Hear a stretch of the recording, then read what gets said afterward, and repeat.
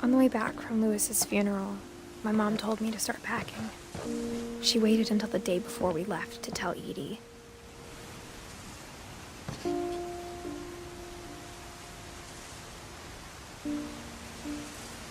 I'm not sure if she wanted to make it easier or harder.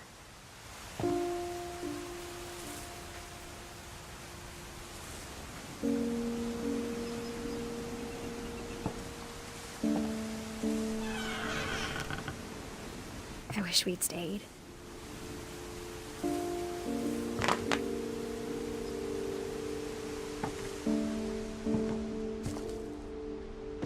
But I understand why we left.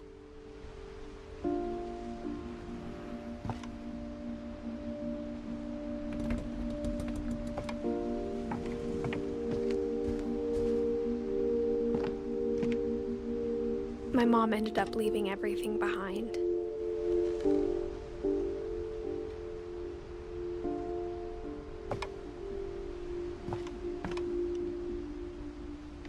What happened that night had been coming for a long time.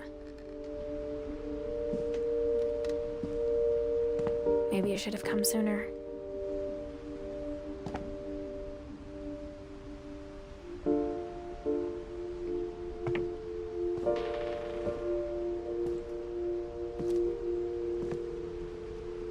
But it had to end one way or another. All that's left now is to tell you about that last night.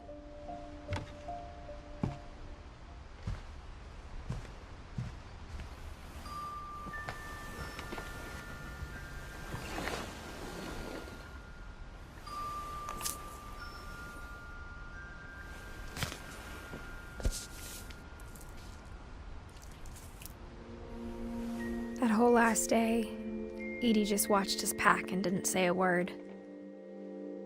Until supper, when she raised her glass and said, "To our final night together, and all our final nights apart." Grandma, you know what I said about alcohol. Some of your medications are very Edith, specific. I left a present for you in the hallway. Why don't you go open it? The grown-ups have to argue now. I'm sorry, you're right. We're all leaving tomorrow. Let's just enjoy our last... I'm not leaving. Edith, you're excused.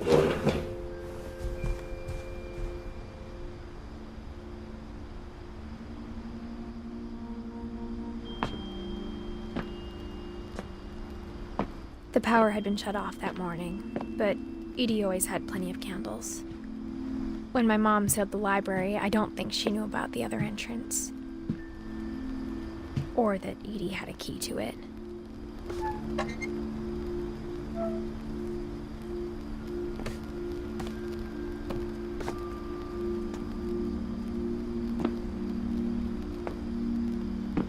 That thing you're afraid of isn't going to end when you leave the house.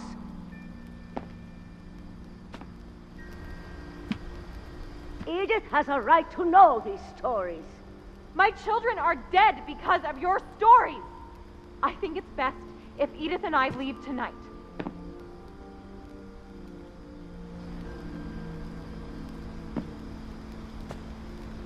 We'll have the nursing home send a van for you in the morning, okay?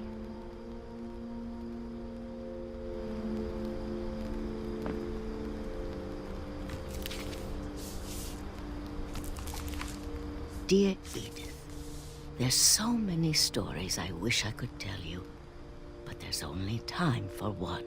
This is about what happened on the night you were born. That night, the tide went way, way out. It was the first and last time I ever saw the old house aground. There'd been an earthquake out in the middle of the ocean. They called it the lowest tide in 1,000 years. God, it smelled awful. You know, I've seen that house every day of my life.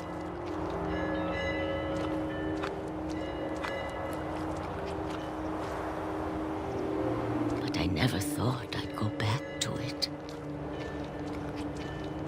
When the fog rolled in, I lost my way.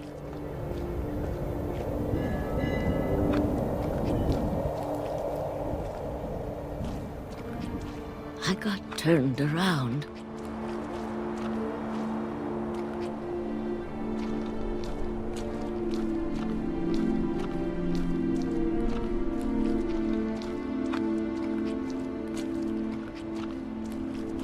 For a while, I wondered. I started seeing things.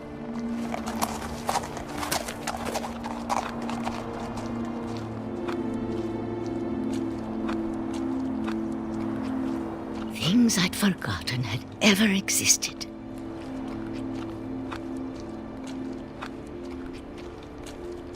But when I saw them, they felt like old friends. That night, a lot of things came back to me. Or maybe I came back to them.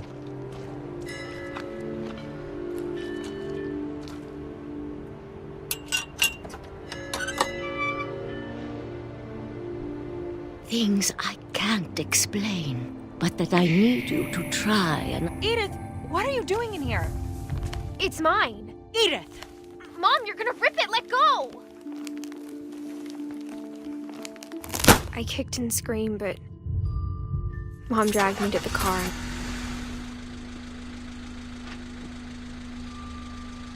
I never saw Great-Grandma Edie again. The next morning, the van came to pick her up, but she was already gone. After that, we moved around a lot.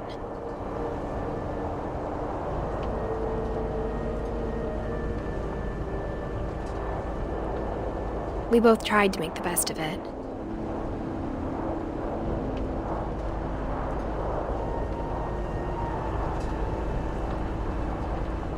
A few years went by.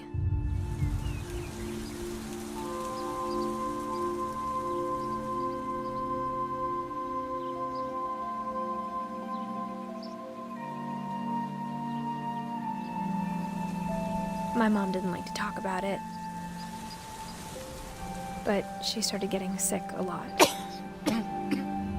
The rest happened pretty quickly.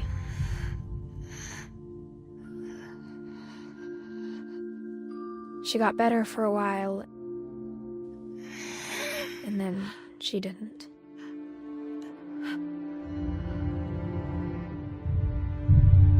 And then I was alone. The last Finch left alive.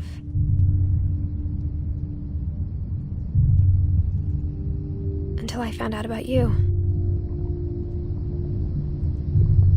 I'm still not sure what to tell you about all this. If we lived forever, maybe we'd have time to understand things. But as it is, I think the best we can do is try to open our eyes. And appreciate how strange and brief all of this is.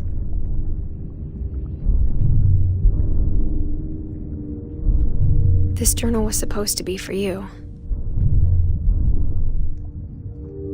But now I hope you'll never see it. I just want to meet you and tell you all these stories myself. But I guess if you're reading this now, things didn't work out that way.